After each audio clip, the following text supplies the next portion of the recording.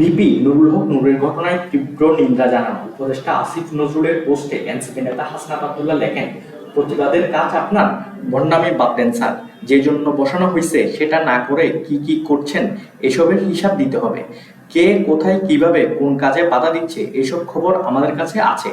এসব প্রতিবাদের ভং না ধরে কাজটা করেন। এদিকে জামাত নেতা মিয়া গোলাম পরোয়ার নূরের ঘটনার জন্য আওয়ামী ফেসিবাদের দোসর জাতীয় পার্টিকে দায়ী করে এক ফেসবুক পোস্ট দেন, যাতে হাসনাত আব্দুল্লাহ লেখেন, সেনাবাহিনী মারছে বলতে লজ্জা পান? সারা দেশ দেখছে সেনাবাহিনী আর পুলিশ মিলে পিটাইছে, অথচ আপনি সেনাবাহিনীর নাম এড়াইয়া গেলেন।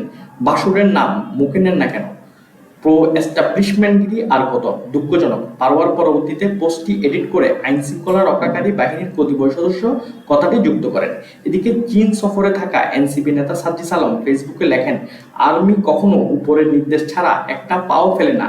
সেনাবাহিনীর মধ্যকার কার নির্দেশে নূর ভাইকে রক্তাক্ত করা হলো, এই জবাব সেনাপ্রধানকে দিতে হবে। এদিকে অনলাইন অ্যাক্টিভিস্ট জুলকানাইন সাইয়েদ সামি আর এক অনলাইন অ্যাক্টিভিস্ট ফ্রান্স প্রবাসী পিনাকি ভট্টাচার্য ও নিরাপত্তা উপদেষ্টা খলিলুর রহমানের প্রতি ইঙ্গিত করে বলেন, ইলেকশন কিন্তু তোমরা ঠেকাইতে পারবা না, সেটা হবেই। এদিকে জনপ্রিয় কণ্ঠশিল্পী আসিফ আকবর কারোর নাম উল্লেখ না করে ফেসবুকে লেখেন, আগে ভাবতাম রাজনৈতিক দলের মন্ত্রীরা দায় নিয়ে পদত্যাগ করে না, তারা নির্লজ্জ।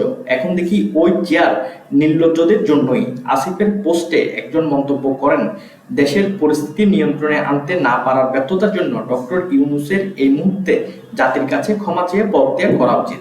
এর জবাবে গায়ক আসিফ আকবর লেখেন, ইউনূস সাহেব বাদে বাকি সবাই তো আওয়ামী লীগ। এদিকে প্রধান উপদেষ্টা প্রেস সচিব শফিকুল আলম বলেন, নুরুল হক নূরের ঘটনায় বিচার বিভাগীয় তদন্তের সিদ্ধান্ত নিয়েছে সরকার। এছাড়া তিনি জানিয়েছেন, সাম্প্রতিক পরিস্থিতি নিয়ে বিএনপি, জামাত ও এনসিপির সাথে আলাদা বৈঠক করবেন ডক্টর ইউনূস। প্রিয় দর্শক, ভিপি নূরের ঘটনায় কে দায়ী বলে আপনি মনে করেন? আপনার মূল্যবান মতামত কমেন্টে জানান। বাংলা বুলেটিন চ্যানেলের আজকের ভিডিওটি ভালো লাগলে ভিডিওটি লাইক ও শেয়ার করুন এবং বাংলা বুলেটিন চ্যানেলটি সাবস্ক্রাইব করুন।